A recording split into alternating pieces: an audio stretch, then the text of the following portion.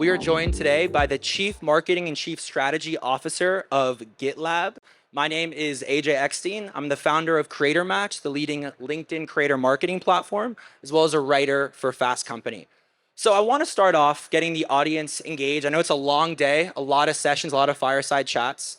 And by a show of hands, who works on the technical side of their company? Whether you're on the development side, security side, operations, any software engineers. I see one right here, a couple. Okay, amazing. Well, today we're joined by a jack of all trades. I think, Ashley, you are truly one of the most interesting marketers I've ever come across, especially someone who has a technical background.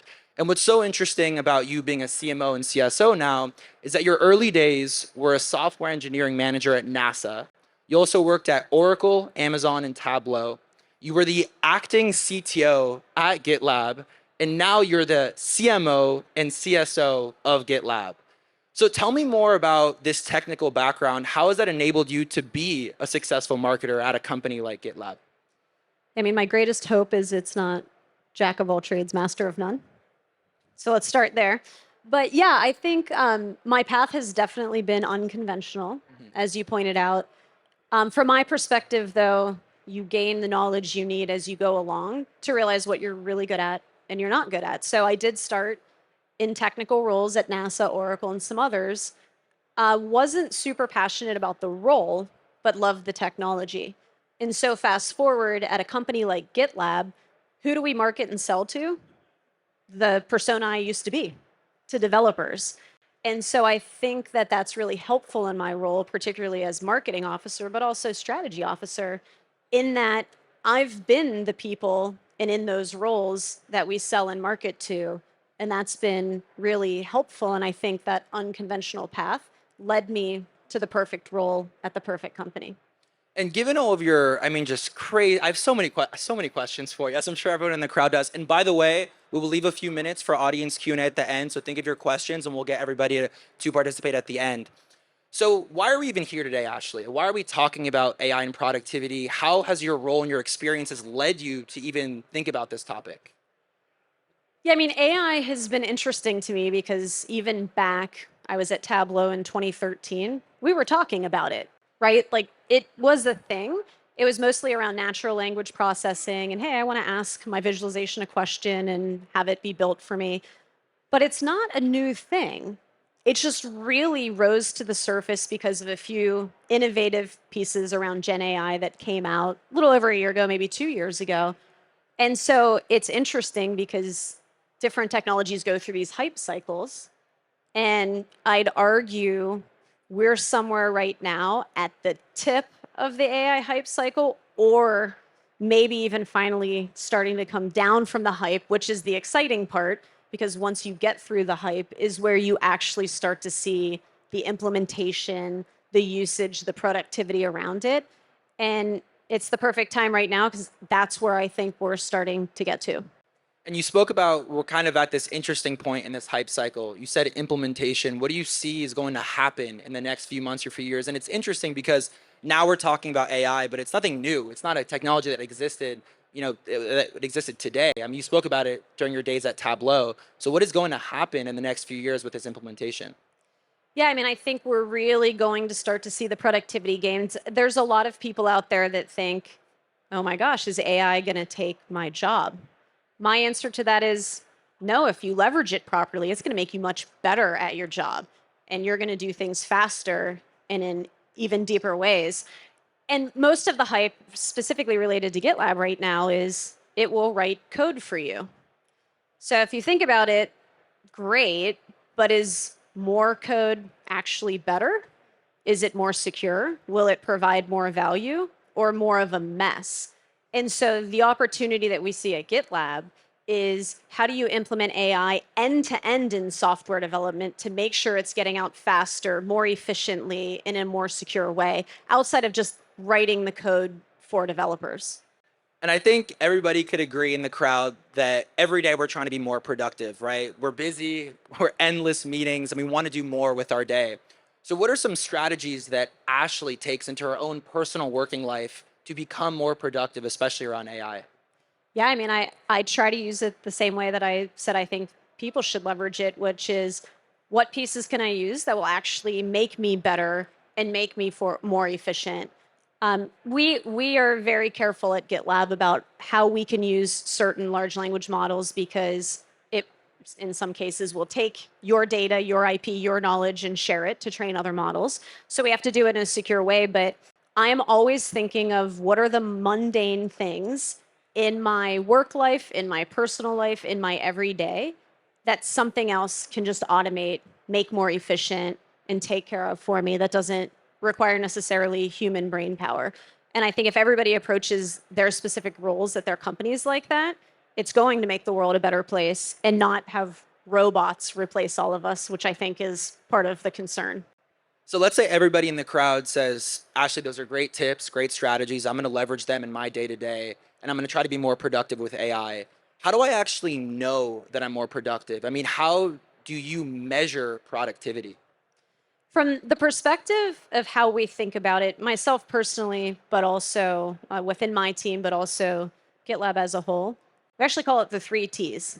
So it's time, task, and team.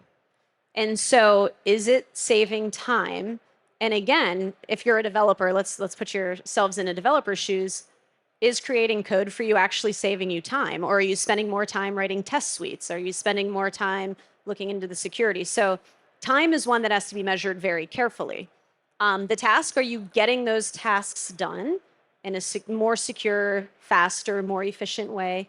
And then team, I always think of collaboration. You can use AI in a lot of ways to allow people to communicate more clearly, to collaborate more clearly. And so we think of it in those 3 ways: team, time, task. Well, I love the 3 Ts. I'll definitely be using that in my You may day-to-day. trademarked. You can't do that. I definitely will. And how do you strike that balance between velocity and having your manager say, I want to ship more code, but also thinking about the quality of the code? And also, especially with GitLab, it's all about security as well. It's not just shipping the fastest, but shipping the most secure product. Yeah, I mean, that's the very, very careful balance that you have to draw is faster time to market is a thing for everybody in a competitive landscape, but is faster always the most secure and best way to do things? And so we talk to customers about this all the time. I'm really excited about a shift that's happened over the last year. So about a year ago, major airline CIO and I were sitting down having dinner, and she just leaned over to me and said, I need you to help explain AI to my CEO, just in general blanket statement, what AI is. And so about 2 months ago, I'm talking to a CIO at a major bank in Europe, and that person was like, all right, we get it. We are ready to measure what AI is doing for us and the outcomes by measuring the business outcomes and how it's helping. And they had 3 very specific things. The first was developer productivity, but it had to be tied to the second. Are we delivering more secure software faster, very measurable? And then the third is one that it's not just specific to developers, but this person said developers, is developer happiness. Are they happier? They have a lot of mundane things in their lives. We all do in whatever role we're in. As CMO, I certainly do. Are those things being eliminated for me and making me happier? That's pretty easy via an internal CSAT. And so I think we're now in this age of how are we going to measure the value of the AI that we're leveraging in our everyday roles, or from GitLab's perspective in the GitLab platform? And how also, I know we're talking a lot about measurement today, measurement of productivity, but how about measurement of satisfaction and happiness? Are you using an NPS score with developers? Are customers talking about the satisfaction of their developers enough? I think it's both. I think you should always measure it both. Yes, internally, run the internal CSAT, compare it to 6 months ago when maybe you weren't leveraging as much of this, but also, yes, for customers. Are the customers, whether it's in NPS, whatever it is, are they still just as happy? Because you can get into this cycle where AI is being leveraged more frequently in your company, and the company's happier. Their jobs are easier. Maybe they're working 2 less hours a week, but your customers, employees are happy, customers aren't. And that might be because you're shipping too fast, or it's not as secure, or whatever it is. So you have to measure internal and external at the same scale, because you want to make sure what you're delivering isn't creating the wrong business outcomes. And for the crowd, quick show of hands, who has tried using, let's say, a chat GPT to actually write code or fix a bug out of curiosity? Okay, amazing. I see a couple of hands in the back. So if I'm someone in the crowd listening to this fireside chat, how do I strike that balance between seeing my competitors literally ship new features on a daily or weekly basis, also balancing the satisfaction and happiness of my team and my developers, and also making sure that there's quality throughout the entire time and also security? I mean, what really are those tangible steps that I could take as a business owner in the crowd or maybe a team lead to make sure that we're doing this right? Yeah, I mean it's measuring that end to end. I mean the whole software development lifecycle starts with planning the project, right? Creating the issue, the epic, whatever you call it, depending on what framework you use. And so from ideation all the way to the delivery of the software, is that happening more efficiently? It's pretty easy to know as an outcome, hopefully, before it goes into production. Are there a lot of bugs? Are you creating technical debt versus not? So outside of the tangible, are customers happier? Are the employees happier? Are you actually producing better software faster? And if you're not, that's when it's time to revisit. And my assumption, GitLab also does what we call code generation. So similar to asking, ChatGPT, Copilot, whatever, to write your code for you, that's fine. But does that get looped all the way through? Is it getting merged properly? Are the test suites being automated for you? More code doesn't equal better code. And I think that's the thing that as we're at the tip of this hype cycle and we're starting to come down, more and more team leaders are starting to see is, all right, let's take a pause. It's great that this is a tool that they can use and people love it, but is it actually producing the outcomes we want? And that's the specific thing you should be focused on. And you said we're at this inflection point in this AI hype cycle, and the roller coaster goes up, and we're about to maybe go down for a drop. Who knows how long the drop will be? So, what are the guardrails that you think people in the crowd should put in place, or some risks that they should be aware of to maybe try to do risk mitigation before that problem comes about? I think in any hype cycle, you can compare it to any of the ones in the past. Experimentation is great, but that's what it should be. It should be experimentation, understanding what is working and what is not, and then very, very carefully integrating as part of that process. And again, you can use the 3 T's to measure that success. You can use some of the things like that banking customer told me around productivity gains and delivery faster, happiness. But in that integration phase, that cautiously integrating is where you want to be really, really careful. But experiment away would be my advice. I'm certainly even on the MarTech side, like my team's probably sick of me introducing them to all these awesome founders out there. I'm like, hey, check this out. This could help us write content faster and brand better and do this. And like 50% of the time they look, 50% of the time they're like, Ashley, go away. Because it's not the right time and we've experimented, not the right thing. We want to do that in all of the different areas of the business and company. And you mentioned one of the banking customers of GitLab, and I think one of the many, many fascinating things about you and your role of the many hats that you wear as the CMO and CSO is that you talk to customers regularly, and you're not so high up that you can't still go boots on the ground and actually hear what customers want from GitLab. So aside from that banking example, what are customers saying today? What are you seeing in the field around productivity measurement and AI from real GitLab customers? By the way, you're a great brander. If you ever need a job or I hiring. appreciate it. Yeah, I mean, that is the coolest part of my role, the CSO hat. I was actually a former customer of GitLab, so I do deeply understand the value it can bring from the customer seat and have the privilege of talking to customers across the world. And from the productivity side, again, I can go back to last April when I was in Europe, and all they wanted to know is if we had something that wrote code. CTOs all around the world, will you write code faster for us? Is GitLab building this? And I kept saying to them, are you worried about your IP leaking? Are you worried about poor code being produced? No, they weren't. So then I go 2 quarters later, that same tour, now, a few breaches happen and people start to understand how LLMs are actually trained from all the different vendors, and it's very different. Some have a privacy first approach, some don't. Then top of mind was, okay, we care about productivity and we want to talk about how to measure that, but actually security is more top of mind for us. And it was very refreshing because it was quite scary to me a little over a year ago to hear all these CTOs basically just blow me off and say, no, no, no, we just want developers to be happy and move faster, and we think this will do it. Then all of a sudden it's that take a breath, look back. Oh, but I also can't leak my company's IP, particularly as a highly regulated industry, which is something that GitLab performs very well in. And do you think that's one of the main differentiators of GitLab, not just being a DevOps platform, but throwing in the sec and the DevSecOps side? And I think what you said is customers originally said, I just want to ship as fast as possible and as much code as possible. But now they see all the risks. Maybe some code was leaked, and now they're focusing on the security, but it might be too late. Yeah, I mean, I think the value of the sec and DevSecOps platform is it's a natural part of the process from the beginning. Way back, we're talking like 2013, the GitLab team started building security just as part of the platform.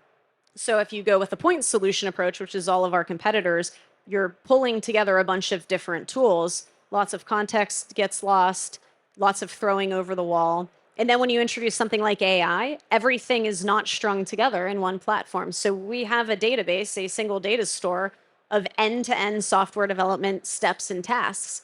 And if you think about how you can now leverage AI, you can bring in large language models, but you can also be context aware of what's happening specifically in your organization. And then our promise to customers is your context aware specific to your information or your company's information stays there. It won't go beyond your walls or our walls. And that, I think, is the place that in the age of AI, GitLab is really positioned to shine. And if I'm a startup in the crowd, I might be saying an objection to focusing on security, that I'm not an enterprise company and I don't need to focus on security. In your POV, do you think that every company, big or small, should focus on security from day one, even if your competitors are moving 2 times as fast? I do think that, and I think the way to achieve that and not become slower is to use platforms that use AI with security. So what we do in GitLab is we have vulnerability detection. We will automatically, on your code commit, go check to make sure there's no security vulnerabilities. Next step coming out is telling you how to remediate that and any other places that it appears. And so if you're properly leveraging AI, it shouldn't be slowing you down against your competitors. It should make you more secure from the beginning and actually help you speed up. And obviously, through the many hats that you wear, I can only imagine how busy your day-to-day is. How do you personally use AI, and how does Ashley as a person become more productive with AI outside of coding and the work at GitLab? Yeah, I mean, I use within what we're allowed to use. I do like some of we used to call it natural language processing, but the chat features. In fact, we have that within our platform, and it's not just for coding. It's to, go ask our chat, how to do this instead of going around trying to find docs, trying to Google. I love that aspect of it. For 4 years now, AI has driven my car for me. That's not saying that I take my hands off the steering wheel and I, take a nap, but I think I'm not a great driver. I think it's made me a better driver. So again, efficiency. I can be on the phone. Maybe you're coding in the front seat. Is that possible? I'm definitely not doing that, I promise. And if my mom asks, tell her that I said that. But it's those kinds of things, right? You're still there. There's still a human sitting in the car. I'm still needed to drive, but it's, to me, making me safer, getting me from point A to point B faster. And so there's a lot of those types of things that I think aren't new that I use because my CEO has told me, and this is a big compliment because he is too, that I'm the most efficient person that he's met and worked with, because I just like to, it gets me in trouble sometimes. I'm a driver. I like to get it done. And so any of those places that I can leverage AI, I do, but I get freaked out about personal information and all of the things we know. So I do it very carefully. And can you dive deeper into efficiency? I mean, anybody here, I think everybody, even if you're siloed into one role, you still wear many hats. And obviously we're striving to be more productive. We're trying to use AI, but I think efficiency is that kicker that you could think you're being more productive, but you're not actually being more efficient. So really, what are some tangible things that if I'm in the crowd and I'm hearing Ashley kind of give the tricks of the trade. What are some ways that I could be more productive individually and then share that with my team or company to walk away and thrive? Yeah, I mean, for me, you know, I wake up every day and think, like, what did I do yesterday that I really didn't need to do? And again, this could be personal life, this could be professional life. What could I, it's a loaded term, but what could I automate? And if you look at a track record of a lot of my companies, what they did at their roots, Tableau, Alteryx, these companies, they automated things that were really hard. They automated having to go ask a SQL engineer to go dive into a database to bring you data to put it in a spreadsheet to create a visualization. That's crazy. And so, what I think about is what did I actually spend time doing that maybe I don't need to do today, that I can figure out a way to leverage something that already exists, something that should exist, to never have to do that again. And that's not just from AI, that's kind of how I've always lived my life. And we spoke about striking the fine balance between velocity and AI. How about the fine balance between, thinking obviously about productivity and AI? I mean, using it to make your own personal life better, but also at work and being careful with those guardrails. So, I mean, the guardrails are the most important part. And we've written many articles, probably some published by me, is you have to be very specific around what guardrails you're defining, whether it's personally for yourself, for your company. And everybody has a different definition of that. I'll throw him under the bus, but when I first met my husband, he was like always on Instagram, but never Facebook. And I was like, why don't you use Facebook? And he's like, they're stealing my information. Okay, it's the same company. And Instagram's actually better at targeting you and probably knows more. And so that's the thing is like your guardrails are defined with your knowledge. So what I like to do is stay up to date on it, figure out what the right guardrails are, educate people like my husband when he'll listen. He still is on Instagram, by the way, and not Facebook, and go from there. But have very clearly defined guardrails. And I think you were on the topic of AI before AI was cool. AI is very cool today, but back in the day, it didn't give as much love or attention. There probably weren't as many panels. We wouldn't even be here today, during the days that you were at Tableau. So where do you see the industry going? You said we're in a hype cycle. You said we're at this inflection point with the roller coaster. Are we going to go down? What's going to happen? Are companies going to fall? What types of companies? What industries? Tell me more about Ashley's prediction for AI for the future. Yeah, I think about this a lot from, I'm an angel investor, and I think about it a lot from my investment thesis. And where I am today when it comes to Gen AI is what companies and what technologies out there will probably be easily eliminated with Gen AI. And so, unfortunately, in the past, I've invested in some companies where they were creating, I won't call any of them out, they were creating really cool stuff before the Gen AI hype came in. And I thought, well, this is a great idea. Like, my team will use this, I will use this. And then all of a sudden, ChatGPT comes out, and like this little app is built the next day and totally tanks everything. Everything in the companies I've invested in are like, they built that overnight. And so the way that I try to, keep myself aware and secure from that is what are the really hard challenges to solve out there as a founder, as somebody investing in these really important startups. That is not an easy solve, maybe sitting on top of the large language models or leveraging Gen AI, but it's between really solving like a simple use case or a whole solution for some problem that you're attacking. So I would separate those two. And quite honestly, past year, some of the things I invested in, they were solving like one little task that I just hated doing in my life or I hated doing at work. And none of those are probably going to succeed, unfortunately. Amazing. Well, it's so interesting to hear, given your wealth of knowledge, kind of your predictions for the future. And we have time for one or two questions that I'd love. I mean, I have so many more questions, but I'd love for someone in the audience, if anybody has a question, to raise their hand. We have a mic runner. And I'm curious if anybody has a question to ask Ashley. Question in the corner right there. Thank you.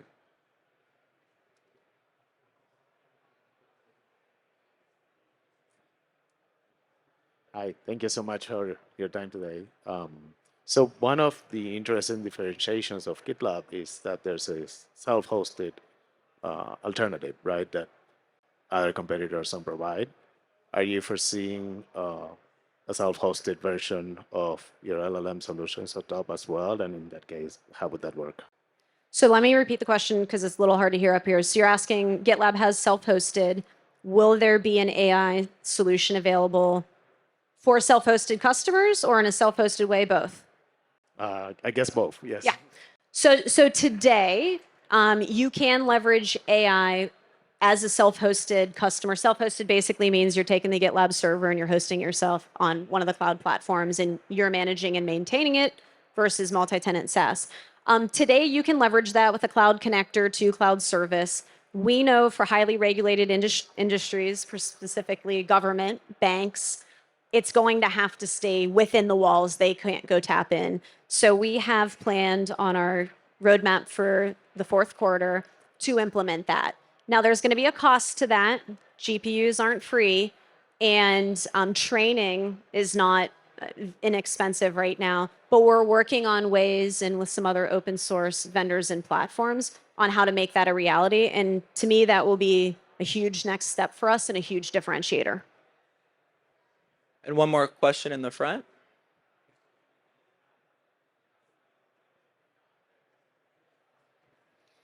Ashley and AJ, thank you so much for the conversation.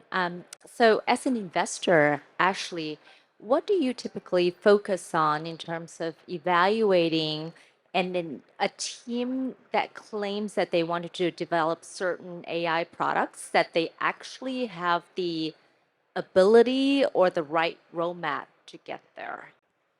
Yeah, for me, it's interesting because when you're that early and you just have an idea or a thought or a prototype, which is typically when I come in, a seed round or, an A side investing with VCs, there's market research you can do, but to me, the most important thing is who have you gone and talked to? So you're not going to know your total addressable market at that point, and I never ask that question. I ask it loosely, but what are you trying to solve? Is it specific to an industry? Is it specific to, again, just one use case or task versus an entire problem? And who have you validated this with? And it's interesting. I think founders should never be too shy and just reaching out to the network. Hey, can you introduce me? Because lots of us want to help. I take calls all the time with founders and I'll tell them the truth. Like, I don't know if I'd use that. I get a lot of MarTech ones. Like, I don't know if that's really going to save me any sales development, time, money, spend, whatever it is. And so the number one question I ask is, okay, give me the list of who you've talked to, what they've said. It's always a flag for me if they talk to 10 people and they're all super excited and they must have this and faster. Typically, I want to hear also that they say, all right, well, we would want this, but we wouldn't spend money on it. Or we would want this, but we could probably build it ourselves. So to me, it's more about the actual prospect customer that they're talking to and getting the feedback from. If you start that early and often, you're likely to be way more successful. And one more rapid fire question for you, Ashley, before we wrap up this fireside chat today. You wear a CMO hat and a CSO hat at GitLab.